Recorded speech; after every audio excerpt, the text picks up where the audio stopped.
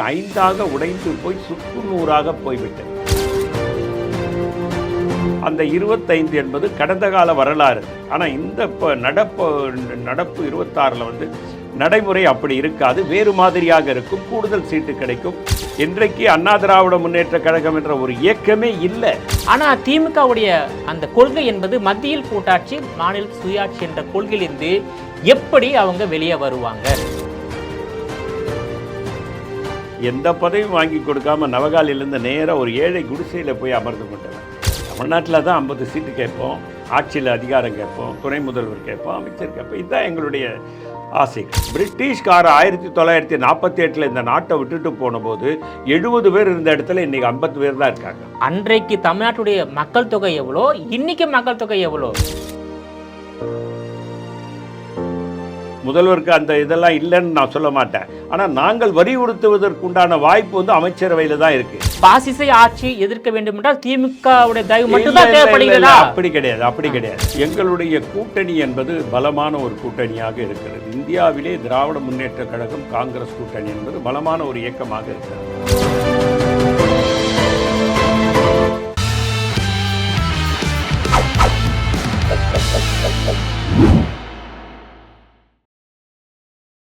GeM TV நேயர்கள் அனைவருக்கும் வணக்கம். அரசியல் ஆடுகள பகுதியில் காங்கிரஸ் கட்சியின் மாநில துணை தலைவர் பொன் கிருஷ்ணமூர்த்தி அவர்கள் நம்மோடு இணைந்துள்ளார். அவரிடம் இன்றைய அரசியல் நிலவரம் குறித்து விரிவாக விவாதிக்கலாம். சார் வணக்கம். சார் வணக்கம். ஜெம் டிவி நேயர்களுக்கு அன்பான வணக்கங்கள். சார், திருநெல்வேலி மாவட்டத்தில் காங்கிரஸ் கட்சியின் மாநில மாநாடு நடைபெற்றது. அந்த மாநாட்டில் ஒரு 7 தீர்மானங்கள் நிறைவேற்றப்பட்டுள்ளது.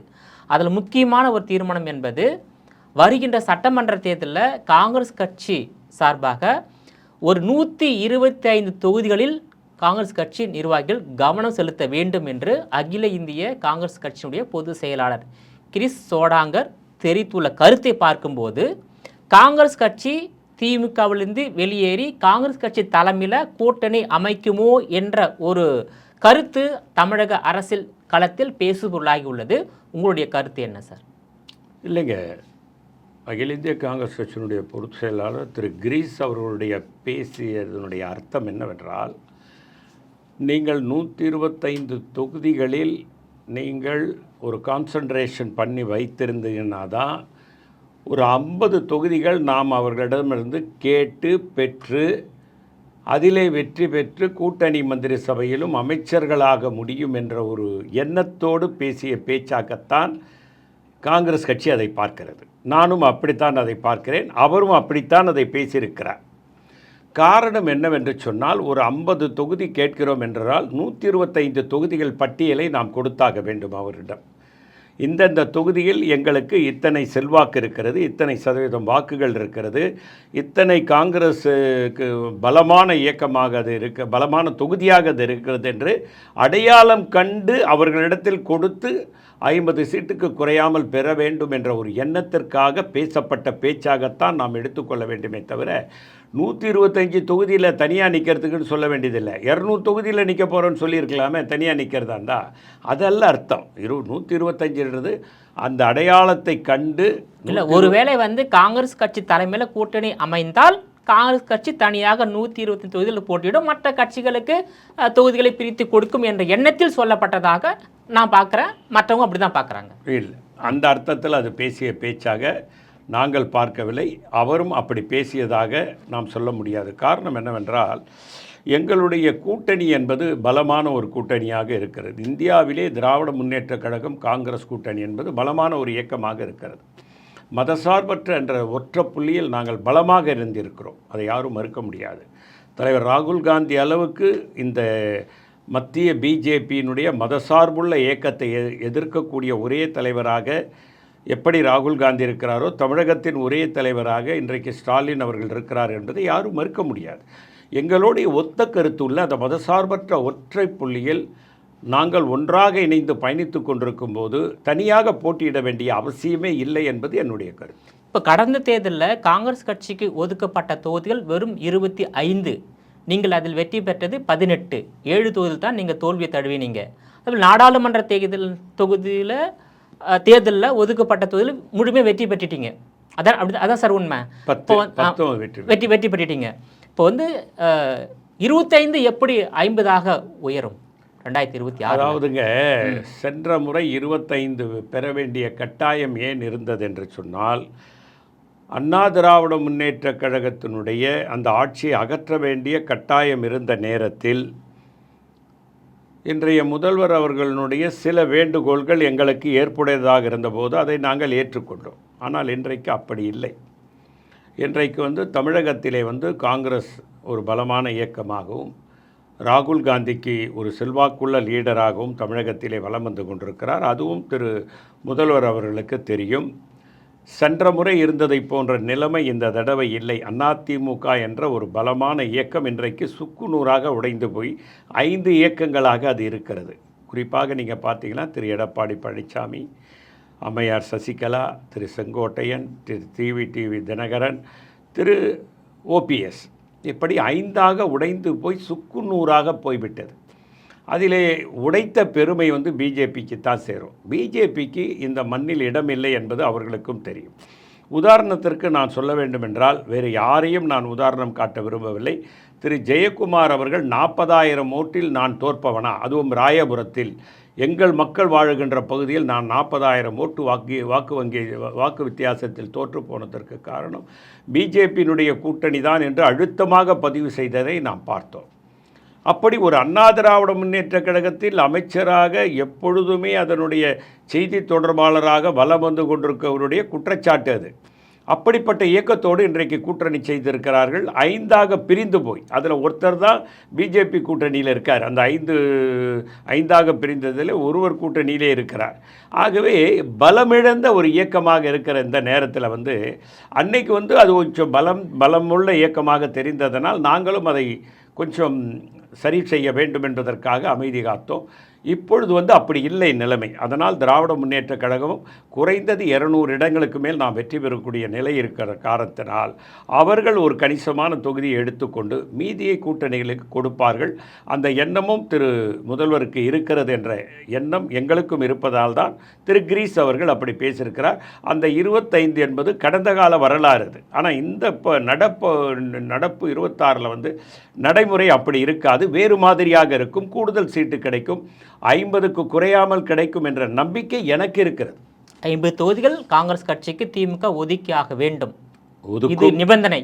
ஒதுக்கி ஆக வேண்டும், ஒதுக்கும். ஒதுக்கவில்லை என்றால் நிச்சயமாக ஒதுக்கும். ஏன் ஒதுக்கவில்லை என்றால் என்ற கேள்விக்கு நாம் போக வேண்டியதில்லை நான் நினைக்கிறேன். ஏன்னா ஏற்கனவே 21ல் 25 தான் ஒதுக்கப்பட்டது, 26 எப்படி அது 50 மாறும் என்ற கேள்வி அந்த காலகட்டத்தில் இருந்த சூழ்நிலை அண்ணா திராவிட முன்னேற்ற கழகத்தை அகற்றியே ஆக வேண்டும் என்ற நிலை இருந்த காரணத்தினால் முதல்வர் அவர்கள் சொன்ன சில காரணங்கள் ஏற்புடையதாக இருந்ததால் நாங்கள் ஏற்றுக்கொண்டோம்.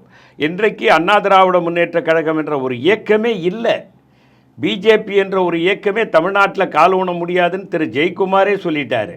அதுக்கப்புறம் காலி கிரவுண்டு இது, நாங்கள் அடிக்கிற கோல் தான். அதனால் எங்களுக்கு கணிசமான சீட்டை முதல்வர் ஒதுக்குவார். ஏன்னா 200 சீட்டுக்கு மேல் நாங்கள் வெற்றி பெறக்கூடிய நிலையில் இன்றைக்கு இருப்பதால். காங்கிரஸ் கட்சி மட்டுமா இல்லை திமுக கூட்டணி? திமுக கூட்டணி மொத்தமாக 200 இடங்களுக்கு மேல் வெற்றி பெறும். நீங்கள் எழுதி வச்சுங்க. தேர்தலுக்கு அப்புறம் நம்ம ஜெம் டிவியில் அந்த ரிசல்ட்டுக்கு அப்புறம் மீட் பண்ணுவோம். கரெக்டாக சொன்னீங்களே, என்ன ஜோசிய மாதிரி சொன்னீங்களே, நீங்களே கேட்க போறீங்க. அதாவது 50 தொகுதிகள் காங்கிரஸுக்கு வேண்டும், துணை முதலமைச்சர் பதவி காங்கிரஸ் கட்சிக்கு வேண்டும், அமைச்சர் பதவி காங்கிரஸ் கட்சிக்கு வேண்டும், ஆட்சியிலும் அதிகாரம் காங்கிரஸ் கட்சிக்கு வேண்டும் என்ற கோரிக்கையோடு தான், இலக்கோடு தான் 2026 சட்டமன்ற தேர்தல் காங்கிரஸ் சந்திக்க உள்ளது. நீங்க சொன்னது அத்தனையும் நாங்க கேட்போம், கிடைக்கும் நம்பிக்கையோட இருக்கும். கிடைக்கும். ஆனால் திமுகவுடைய அந்த கொள்கை என்பது மத்தியில் கூட்டாட்சி மாநில சுயாட்சி என்ற கொள்கையிலிருந்து எப்படி அவங்க வெளியே வருவாங்க? அதாவதுங்க, அந்த முழக்கெல்லாம் நீர்த்து போன முழக்கம். 2024 நீர்த்து போகுமா? கண்டிப்பா காங்கிரஸ் கட்சி நீர்த்து போக செய்யுமா? அடைந்தால் திராவிட நாடு, இல்லையே தனி நாடு என்ற முழக்கமெல்லாம் தேர்தல் வந்தவுடன் பேரறிஞர் அண்ணா அவர்களே அதை வாபஸ் பெற்றுக்கொண்ட வரலாறே இருக்கிறது. இந்த மாநில சுயாட்சி, மத்தியில் கூட்டாட்சி என்பதெல்லாம் நீர்த்து போன விஷயம். அதெல்லாம் இனிமேல் இந்த கொள்கையை முதல்வர் மு.க. ஸ்டாலின் பின்வாங்கி கொள்வாரா? அதாவதுங்க, பின்வாங்கி கொள்வார் அப்படின்றத விட இந்த நேரத்திற்கு அது தேவையில்லாத ஒரு பேச்சாக அமையும் என்பதுதான் என்னுடைய கருத்து. அதை முதல்வர் அதை வலியுறுத்த மாட்டார், பேச மாட்டார் என்பதும் என்னுடைய கருத்து.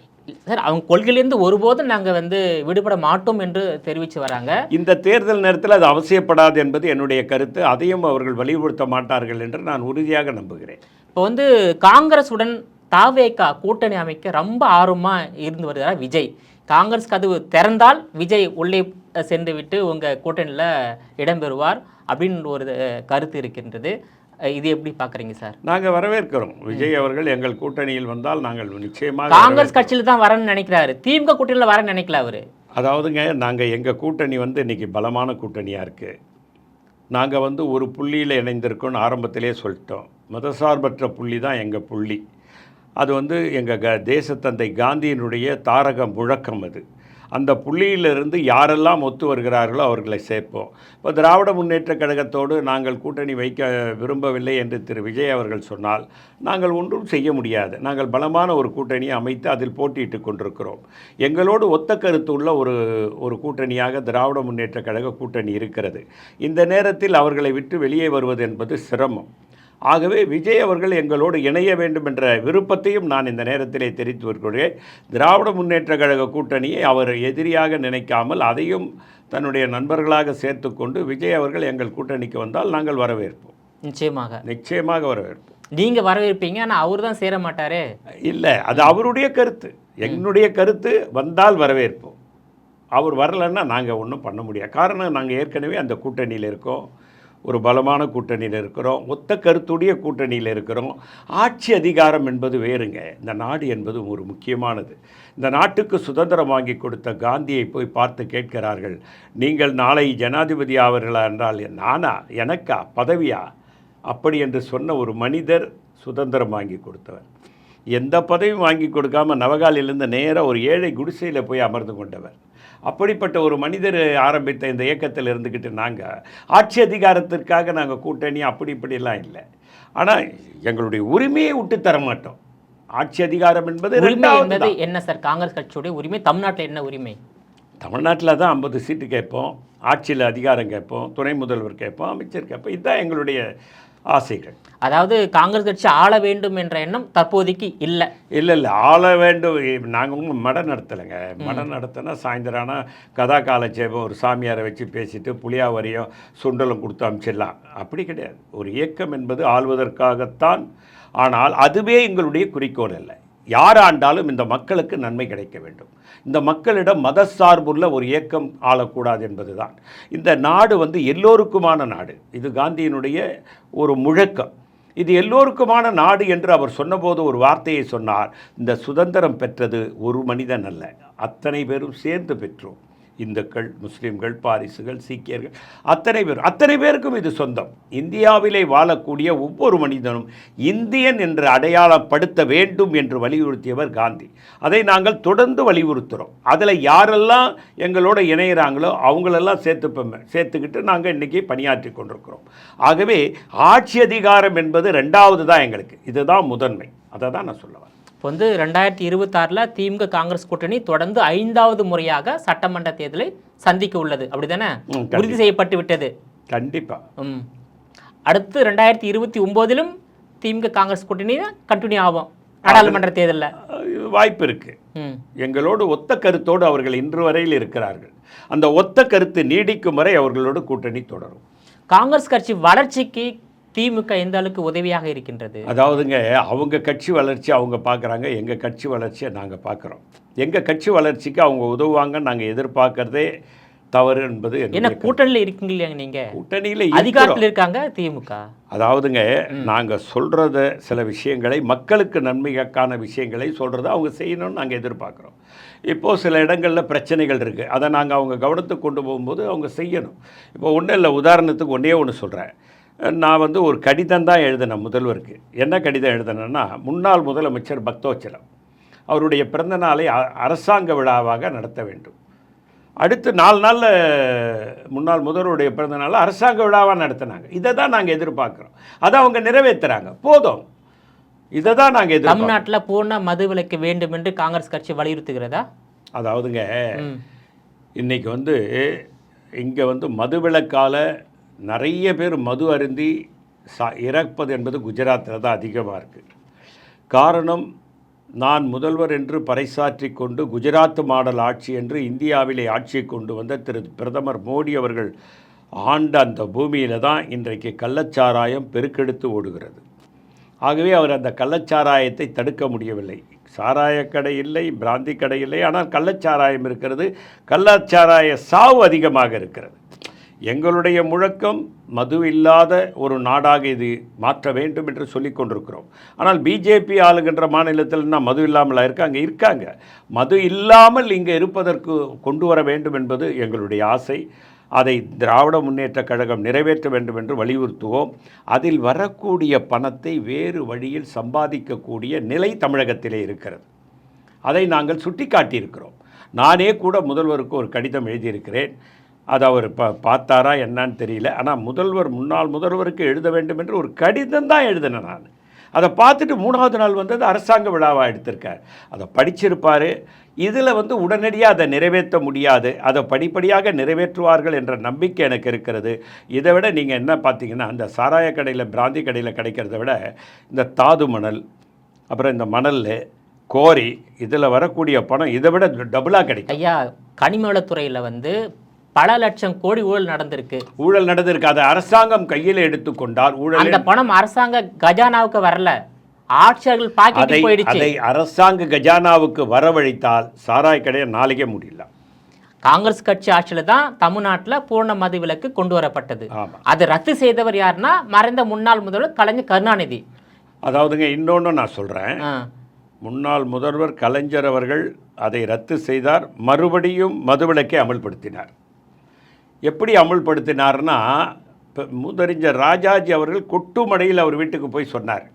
அப்போ கொண்டு வந்தவர் ராஜாஜிக்கு ஒரு மரியாதை கொடுக்கணும்னு நீக்கினார். அதுக்கப்புறம் எம்ஜிஆர் முதல்வராக வந்ததுக்கப்புறம் தான் மீண்டும் அமல்படுத்தினாங்கன்றதை நான் ஜெம் டிவி நேயர்களுக்கு தெரிவித்துக்கொள்ள கடமை. இல்லை, மதுவிலக்கு ரத்து செய்வதற்கு பாதை அமைத்து கொடுத்தவர் கலைஞர் கருணாநிதி தானே. அதாவதுங்க, அவர் முதல்ல கொண்டு வந்தார், மீண்டும் அதை நிராகரித்து விட்டார். மதுவிலக்கை மீண்டும் ரத்து செய்து விட்டார். ஆனால் மீண்டும் முதலமைச்சராக வந்த மரியாதைக்குரிய புரட்சித் தலைவர் எம்ஜிஆர் அவர்கள் தான் அதை கொண்டு வந்தார். அதை நான் சொல்ல வரேன். அவர் கொண்டு வந்தார் கலைஞர், நான் இல்லைன்னு சொல்ல. ஆனால் மறுபடியும் அதை நீக்கிவிட்டார். ஆனால் மறுபடியும் அதை கொண்டு வந்தவர் எம்ஜிஆர் அவர்கள் என்பதையும் உங்கள் கவனத்திற்கு நான். சரி, ஓகே. இப்போ உள்ள முதல்வர் மு.க. ஸ்டாலின் அவர்கள் மீண்டும் தமிழ்நாட்டில் பூர்ண மதுவிலக்கை கொண்டு வரலாம் இல்லையா? நீங்க அதுக்கு அழுத்தம் கொடுத்தீங்க. 2026 தேர்தலில் காங்கிரஸ் கட்சியுடைய இலக்கை இதுவா இருக்கலாம் இல்லையா? அதாவது பூர்ண மதுவிலக்கை திமுக அரசு ரத்து செய்தால் மட்டும்தான் கூட்டணி அமைப்போம் என்ற ஒரு கோரிக்கை முன்வைத்து ஒப்பந்தம் போடலாமே. அப்படி உங்களுக்கு தமிழ்நாட்டு மக்கள் மத்தியில் ஒரு செல்வாக்கு உயரம் இல்லை காங்கிரஸ் கட்சிக்கு. பூர்ண மதுவிலக்கு கொண்டு வந்தால்தான் நாங்கள் உங்களோடு கூட்டணி என்று சொல்ல வேண்டிய அவசியம் இல்லை. மதுவிலக்கை நீங்கள் கண்டிப்பாக கொண்டு வர வேண்டும் என்று நாங்கள் வலியுறுத்துவோம். அவர்களும் கொண்டு வருவார்கள். அந்த பணத்தை வேறு வழியில் சம்பாதிப்பதற்குண்டான வாய்ப்புகள் தமிழகத்திலே நிறைய இருக்கின்ற காரணத்தினால் அதை கொண்டு வருவதற்குண்டான இன்னொன்றையும் நீங்கள் பார்க்கணும். பூர்ண மதுவிலக்கை உடனடியாக கொஞ்சம் படிப்படியாக தான் கொண்டு வர முடியும். காரணம் இல்லைன்னா கள்ளச்சாராயம் பெருகி உயிரிழப்புகள் இப்போ இன்றைக்கி குஜராத்தில் நடக்கிற மாதிரி நடக்கும். காரணம் தெரிஞ்சோ தெரியாமலோ நம்ம கொண்டு வந்திருக்கக்கூடாது. கொண்டு வந்துட்டோம். படிப்படியாக குறைத்து கொண்டு வந்து ஒரு கட்டத்தில் அதை முழுமையாக நிராகரித்து விட வேண்டும் என்பது தான் என்னுடைய கருத்து. அதை செய்வார் முதல்வர் என்று நாங்களும் வலியுறுத்துவோம், தொடர்ந்து வலியுறுத்துவோம். அதில் கிடைக்கக்கூடிய பணம் வேறு வகையில் கிடைப்பதற்குண்டான வழிமுறைகளை கூட நாங்கள் எழுதி கொடுத்துருக்கிறோம். இப்படி அவங்களுக்கும் தெரியும் இதை விட டபுள் மடங்காக பண்ணுறதுக்கு. ஆகவே முதல்வர் அவர்கள் அடுத்த அரசாங்கம் அமையும் போது அதை இப்போவே பல ஆயிரம் கடைகள் மூடிக்கொண்டே வருகிறார்கள். இன்னும் சில ஆயிரம் கடைகள் மூடினாலே அது ஓரளவுக்கு குறைக்கப்பட்டு விடும் என்ற எண்ணம் எனக்கு இருக்கிறது. ஆகவே பூர்ண மதுவிலக்கை கொண்டு வர வேண்டும் என்று நாங்கள் கண்டிப்பாக வலியுறுத்துவோம். அதை நிறைவேற்றும் வரை அவர்களிடத்திலே முறையிட்டு கொண்டே இருப்போம். அதற்காக போராடவும் செய்வோம். நீங்கள் முதல்வருக்கு தனிப்பட்ட உங்களுக்கு கடிதம் எழுதியிருக்கீங்களா இந்த பூர்ண மதுவிலக்கு குறித்து? ஆமாம், கொண்டு வரணும்னு நான் எழுதியிருக்கேன். அதுக்கு எந்த பதிலும் வரலைங்களா? அதுக்கு பதில் பண்ண முடியாதுங்க. ஒரே நாளில் பண்ணுவோம். பக்தோச்சலத்துக்கு நீங்கள் பிறந்தநாள் விழா அரசாங்க விழாவாக எடுக்கணும்னு எடுத்துடலாம். அது 3வது நாளே வந்தது. 3வது நாளே எடுத்துட்டாரு. அதாவது பூர்ண மதுவிலக்கு நடைமுறைப்படுத்த முடியுமா முடியாதா என்ற பதிலாவது உங்களுக்கு வந்திருக்குன்னு. அதுதானே இல்லை அது பதில் அவர்கிட்ட இருந்து வரணும்னு நான் எதிர்பார்க்கல. காரணம் அதில் பல சிக்கல்கள் இருக்குது. நான் ஆரம்பத்தில் சொன்ன மாதிரி உடனடியாக நீங்கள் மதுவிலக்குன்னா கள்ளச்சாராய பெருக்கெடுத்து ஓடும், இன்னொன்று சட்டம் ஒழுங்கு கெடும், பல பிரச்சனைகள் இருக்குது. அதை மொல்லமாக சில கடைகளை மூடிக்கொண்டே வருகிறார்கள். இப்போது இன்னும் கொஞ்சம் கொஞ்சமாக மூடிக்கொண்டே வந்துதான் அதை முழுமையாக அமுல்படுத்த வேண்டும். அப்பொழுது தான் உயிரிழப்புகள் இருக்காது, சட்டம் ஒழுங்கு சீர்கெடாது. இப்படி பல பிரச்சனைகள் அதற்குள் இருக்கிறது. ஆகவே பூர்ண மதுவிலக்கை இந்த முதல்வர் அடுத்த ஆட்சியில் ஒரு ஆண்டு 2 ஆண்டுக்குள் கொண்டு வந்து விடுவார் என்ற நம்பிக்கை எனக்கு இருக்கிறது. நாங்களும் அதை வலியுறுத்துவோம். காங்கிரஸ் எப்பொழுதுமே மதுவிலக்கில்லாத ஒரு மாநிலமாக தமிழ்நாடு இருக்க வேண்டும் என்று நாங்கள் நினைக்கிறோம். அதை செயல்படுத்துவதற்கு எப்பொழுதும் நாங்கள் அவர்களை வற்புறுத்தி கொண்டே இருப்போம். கல்லுக்கு காங்கிரஸ் கட்சி ஆதரவா? அதாவதுங்க, பதநீரில் கூட போதை இருக்குன்னு காந்தி சொல்கிறார். அப்போ கல்லுக்கு நாங்கள் ஆதரவு எப்படி கொடுக்க முடியும்? ஆகவே கல்லுக்கு ஆதரவு கொடுப்பது என்பது என்னுடைய தனிப்பட்ட முறையில் மகாத்மா காந்தி சுயசரிதையிலிருந்து படித்த வரலாற்றிலிருந்து நான் தெரிந்து கொண்டது, பதநீரில் கூட மது இருக்கிறது, போதை இருக்கிறது என்பதனால் கல்லுவும் தேவையில்லை என்பது தான் என்னுடைய கருத்து. இப்போ செல்வ பெருந்தகை ஒரு 3 கோரிக்கையை தமிழக அரசிடம் முன்வைத்துள்ளார். அதாவது தாமிரபரணி நதியை தூய்மைப்படுத்த வேண்டும், காவல்துறையை மேம்படுத்த வேண்டும், சட்டம் ஒழுங்கை சரி செய்ய வேண்டும் என்று கோரிக்கை வைத்துள்ளார். இப்போ தமிழ்நாட்டில் காவல்துறை இன்னும் மேம்படாமல் இருக்கின்றதா, சட்ட ஒழுங்கு இன்னும் சரி செய்யப்படாமல் இருக்கின்றதா? அதாவதுங்க, தாமிரபரணி ஆறு சுத்தம் செய்யப்பட வேண்டும் என்பது ஒரு ஏற்புடைய கருத்து. நீங்கள் டாக்டர் கலைஞர் அவர்கள் முதல்வராக இருக்கும்போது கூவம் நதியை சீர்படுத்துகிறேன்னு சொல்லி நீங்கள் அதில் போட்டு விட போகிறேன்னு அதுக்கு ஷெட்டெல்லாம் கட்டினார். அதாவது போட்டு போகிற மாதிரி பாதை இறங்கி மக்கள் அதுலேருந்து போகிற மாதிரி ரயில்வே ஸ்டேஷன் மாதிரி அதெல்லாம் கட்டினார். அதுக்கப்புறம் ஆட்சி மாற்றத்தின் காரணமாக அது நின்று போன வரலாறுலாம் நமக்கு தெரியும். நம்முடைய பச்சையப்பன் முதலியார், பச்சையப்பன் கல்லூரி இருக்குல்ல, அதனுடைய முதலாளி பச்சையப்பன் முதலியார் அவர் பேர். அவருடைய சுயசரிதை புத்தகத்தை நான் படித்தபோது அதை எழுதுகிறார். நானும் என் மனைவி, அவருக்கு குழந்தை கிடையாது, நானும் என் மனைவியும் காலையில் 5 மணிக்கு எழுந்து போய் கூவம் நதியிலே குளிப்போம். குளித்துவிட்டு எழுந்து அந்த தண்ணீரில் 2 பேரும் தலைவாரி கொள்ளுவோம். அப்படின்னா பார்த்துக்கங்க, அந்த தண்ணீர் கண்ணாடி மாதிரி இருந்திருக்கு அந்த காலத்தில். அதுக்கப்புறமா அந்த தண்ணி அழுக்கு தண்ணியாக மாறி இன்னைக்கு அதாவது அழுக்கு நீர் போகக்கூடிய ஒரு பாதையாக, ஒரு கால்வாயாக மாறி போனதை நாம் பார்க்கும்போது வருத்தமாக இருக்கிறது. ஆகவே அதை சுத்தம் செய்ய வேண்டும் என்ற எண்ணம் நிச்சயமாக இந்த அரசாங்கத்திற்கும் வர வேண்டும், அதை செய்ய வேண்டும். அதற்கு மாற்று வழி இருக்கிறது.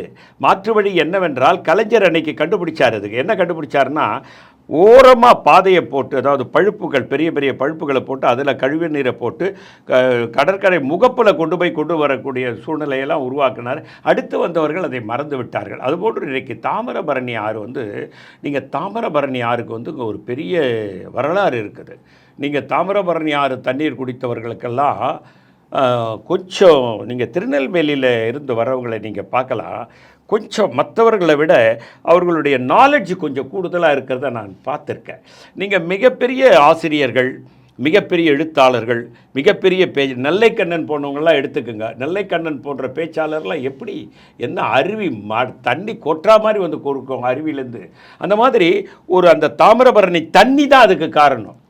நீங்கள் தாமிரபரணி தண்ணியில் தான் இந்த திருநெல்வேலி அல்வாக்கே அந்த டேஸ்ட்டு. நீங்கள் அந்த அல்வாவை இங்கே தமிழ்நாட்டில் செய்ய சொல்லுங்கள், சென்னையில் அந்த டேஸ்ட் வராது. தாமிரபரணி தண்ணி தான். ஆகவே தாமிரபரணி தூய்மைப்படுத்த வேண்டும் என்று அவர் கூறுவது முதல் கருத்து நியாயம். இதை திமுக அரசு ஏற்று நடைமுறைப்படுத்த வேண்டும். மிக சரியான கருத்து அவர் சொன்னது. 2வது கருத்து, போலீஸ் மேம்படணும். அப்படின்னா பிரிட்டிஷ்காரன் காலத்தில் ஒரு காவல் நிலையத்தில் 40 லா அண்ட் ஆர்டர் போலீஸ், 30 போக்குவரத்து காவலர், 20 குற்றப்பிரிவு காவலர், இப்படி தான் இருந்தாங்க. ஆனால் இன்றைக்கி எவ்வளோ இருக்காங்கன்னா 35 லா அண்ட் ஆர்டர் காவலர், 20 போக்குவரத்து காவலர், 15 குற்றப்பிரிவு காவலர். அப்போ பார்த்தீங்கன்னா பிரிட்டிஷ்கார 1948 இந்த நாட்டை விட்டுட்டு போனபோது 70 பேர் இருந்த இடத்துல இன்றைக்கி 50 பேர் தான் இருக்காங்க. அன்றைக்கு தமிழ்நாட்டுடைய மக்கள் தொகை எவ்வளோ, இன்னைக்கு மக்கள் தொகை எவ்வளோ நீங்கள் கணக்கெடுத்து பாருங்க.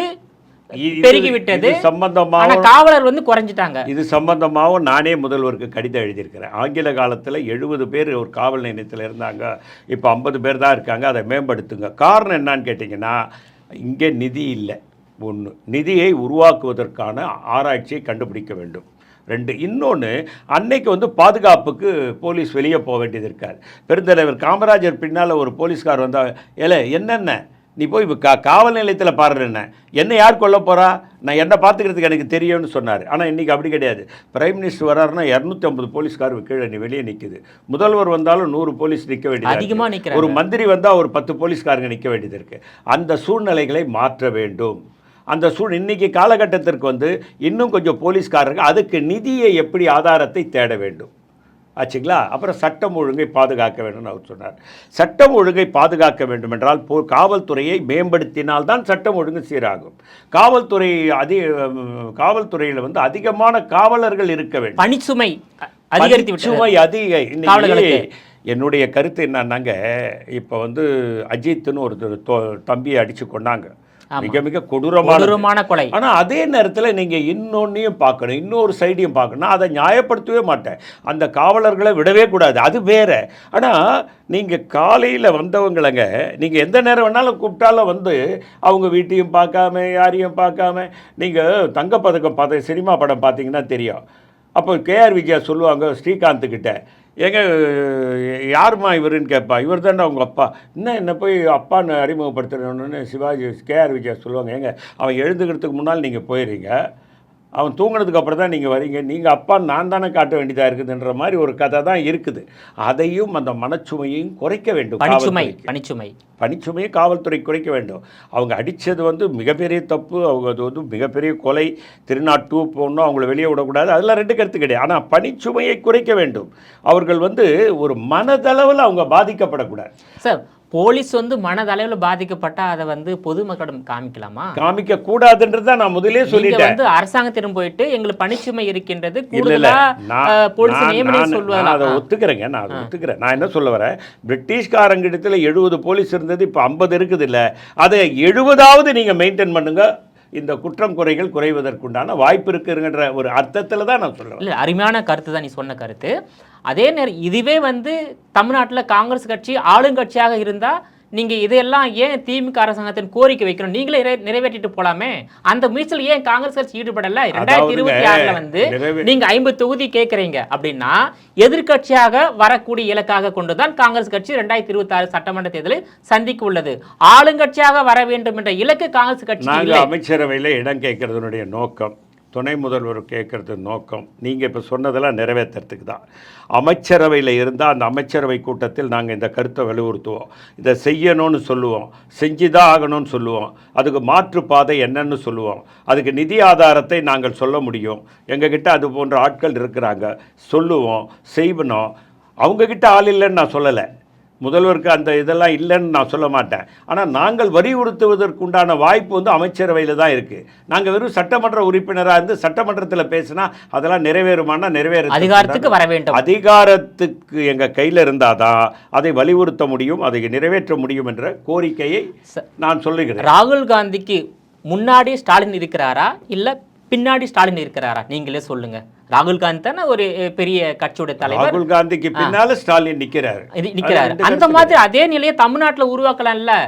காங்கிரஸ் கட்சி தலைமையில கூட்டணி அமைக்கலாம்ல. ஒரு தேர்தல் 2 தேர்தலில் நீங்க கூட்டணி அமைச்சு தேர்தல் சந்திச்சா ஆட்சிக்கு வர போறீங்கல்ல. தொடர்ந்து 5 தேர்தலில் காங்கிரஸும் திமுகவும் கூட்டணி அமைத்து தேர்தல் சந்திப்பது இது வந்து காங்கிரஸ் கட்சி வளர்ச்சிக்கு ஏற்றதா? இந்த காலகட்டத்தில் எங்களுடைய நல்ல பார்ட்னராக திராவிட முன்னேற்ற கழகம் இருக்கிறது. மத்தியிலே ஆளக்கூடிய ஒரு பாசிச ஆட்சியை எதிர்க்கக்கூடிய ஒரு பார்ட்னராக இருக்கிறது. அதை இழக்க நாங்கள் விரும்பவில்லை. பாசிச ஆட்சி எதிர்க்க வேண்டும் என்றால் திமுகவுடைய தயவு மட்டும் தான் தேவைப்படுகிறதா? அப்படி கிடையாது. திராவிட முன்னேற்ற கழகம் எங்களுடன் ஒத்த கருத்தோடு இருக்கிறது. நாங்கள் இங்கே இப்போ தனியாக நிற்கிறோன்னு வச்சுங்களேன், ஆட்சி அமைச்சிடுவோமா அப்படின்றது ஒரு கேள்விக்குறியாகத்தான் இருக்கிறது. அதை வந்து நான் மறுக்கலை. நான் வந்து உடனே ஆட்சியை நாங்கள் பிடிச்சிடுவோம் அப்படின்ற எண்ணம்லாம் இல்லை. நீங்கள் ஒன்று மட்டும் பார்த்துங்க. 1971 ஒரு தேர்தல் நடந்தது. பெருந்தலைவர் காமராஜர் பீச்சில் கூட்டம் நடத்தினார். கூட்டம் நடத்தும் போது லட்சக்கணக்கான கூட்டம். அந்த கூட்டத்தில் வந்து ராமசாமி கூட ஏறி பேசினார். அன்றைக்கு ஆட்சி வந்துவிடும் என்று நாங்கள் நம்பினோம். ஆனால் 1971 அண்ணா இறந்ததுக்கப்புறம் நடந்த தேர்தலில் கலைஞர் 180க்கு மேலே வெற்றி பெற்றுட்டார். காமராஜர் இருக்கும்போதே இதுதான் நிலைமை. ஆகவே விபரீத முடிவுகள், விபரீத பரீட்சைகள்லாம் நாங்கள் இறங்க தயாராக இல்லை. எங்களோடு ஒத்த கருத்து உள்ளவர்களோடு இணைந்து ஆட்சி அமைத்து அவர்களை எங்கள் பக்கம் கொண்டு வந்து எங்களுடைய கோரிக்கைகளை அமைச்சர்கள் பெற்று அதை நிறைவேற்றுவதற்குண்டான முனைப்பு காட்டுவது தான் அறிவாளித்தனம் என்பது என்னுடைய கருத்து. உங்களுடைய விரிவான தகவலுக்கு ரொம்ப நன்றி சார். வணக்கம்.